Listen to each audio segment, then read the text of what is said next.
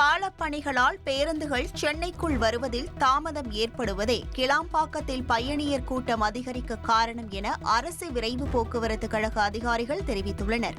மதுராந்தகம் மேல்மருவத்தூர் இடையே பாலப்பணிகள் நடைபெறும் இடத்தில் சாலையை அகலப்படுத்தி தருமாறு தமிழ்நாடு அரசு விரைவு போக்குவரத்து கழகம் சார்பில் தேசிய நெடுஞ்சாலை ஆணையத்திற்கு கடிதம் அனுப்பப்பட்டுள்ளது. அதில் பாலப்பணிகள் காரணமாக பேருந்துகள் சென்னை வருவதற்கு தாமதமாவதாக தெரிவிக்கப்பட்டுள்ளது.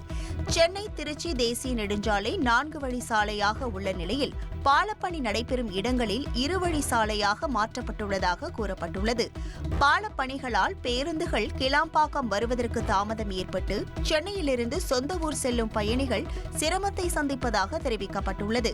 மதுராந்தகம் மேல்மருவத்தூர் இடையேயான பாலப்பணிகள் நிறைவு பெற மேலும் 4 மாதங்கள் ஆகும் என தகவல் வெளியாகியுள்ள நிலையில் கருங்குழி பகுதியில் நடைபெறும் பாலப்பணிகளால் பேருந்து போக்குவரத்து தாமதமாவதாக அந்த கடிதத்தில் கூறப்பட்டுள்ளது.